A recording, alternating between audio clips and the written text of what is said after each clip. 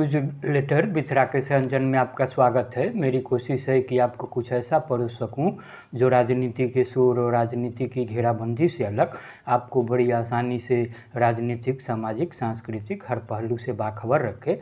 इससे पहले कि आगे बढ़ूं, मेरा आग्रह होगा कि आप इस चैनल को लाइक और सब्सक्राइब ज़रूर करें। हाँ, देखने के बाद शेयर तो करें ही, अपने सुझाव ही कमेंट बॉक्स में जाकर दें। तो आज बात सुशासन वाले बिहार में बन रहे पूर्व के शीर्षासन की, उठ रहे सवालों की, उस सवाल को जिसे आरोप प्रत्यारोप के बीच नज़रअंदाज किया जा रहा है, अनजाने नहीं जानबूझकर। आखिर बिहार में लगातार निर्माणाधीन पुल टूट रहे हैं, जिसमें सरकार को भारी नुकसान भी उठाना पड़ रहा है। हाल के दिनों में जो भी निर्माणाधीन पुल टूटे हैं, सभी को बनाने वाली कंपनी एक ही है। उस कंपनी के पास बिहार में एनएच निर्माण का भी काम है। लगातार हो रही घटनाओं ने कई प्रश्न खड़े कर दिए। आखिर कौन है घटिया पुल बनाने वाली सिंगला कंपनी का मददगार, जिसके चलते अभी तक कोई भी ठोस कार्रवाई नहीं हो पा रही है।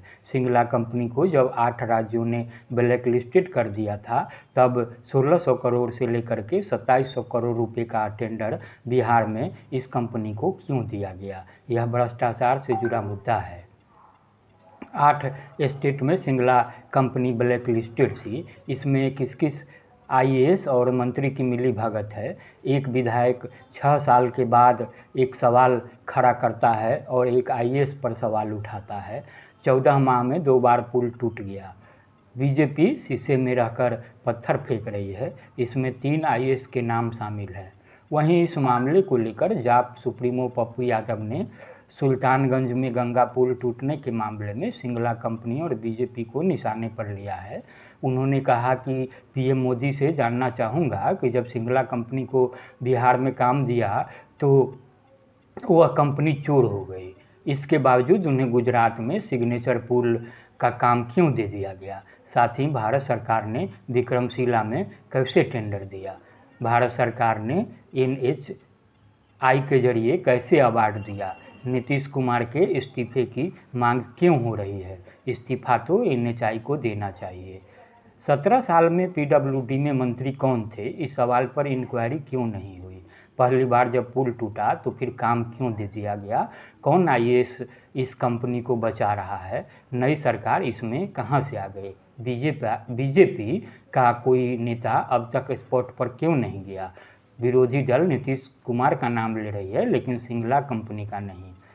पप्पू यादव ने मांग की कि इसकी स्वतंत्र एजेंसी से जांच कराई जाए। उन्होंने कहा कि सिंगला कंपनी से 1700 करोड़ रुपये वसूले जाएं।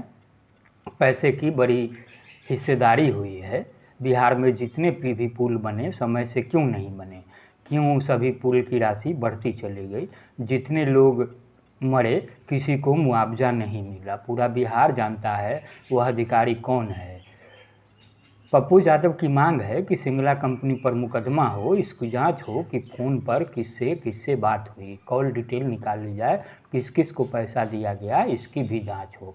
9 साल के बाद भी पुल का नहीं बनना और 2 बार गिर जाना और सिंगला कंपनी को पटना में कई काम देना, यह सवाल उठाता है कि क्या कोई बड़ा अधिकारी उसे बचा रहा है? इस कंपनी को बाहर से लाकर टेंडर कैसे दे दिया गया? इस कंपनी ने टेंडर डाला ही नहीं था। अभी तक इस कंपनी को ब्लैक लिस्टेड क्यों नहीं किया गया? ऐसे बहुत सारे सवाल हैं जो पप्पू यादव ने उठाए हैं और सवाल प्रथम दृष्टया वजनी भी दिखते हैं।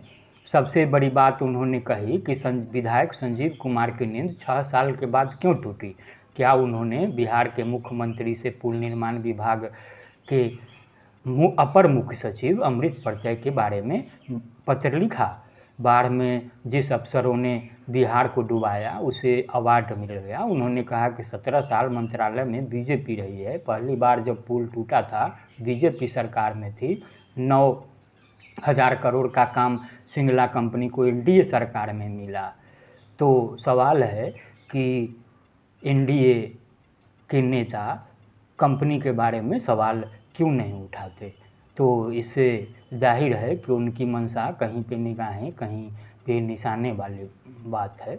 पप्पू यादव ने बिहार के उप मुख्यमंत्री जो पथ निर्माण विभाग के मंत्री भी हैं, उनसे आग्रह किया है कि निष्पक्ष जांच के लिए एक टीम बनाएं और उसमें एक जज को भी इन्वॉल्व करें।